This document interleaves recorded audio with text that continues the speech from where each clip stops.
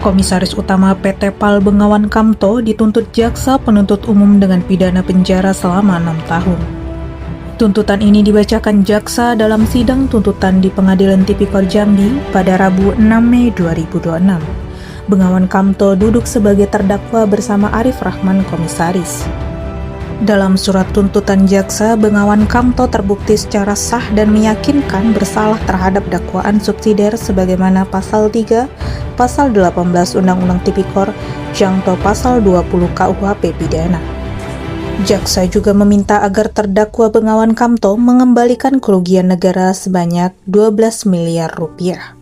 Sementara terdakwa Arif Rahman dituntut 2 tahun 10 bulan penjara dan denda 100 juta rupiah, serta diwajibkan mengembalikan uang 2, miliar rupiah, dikurangi 500 juta rupiah yang telah dikembalikan.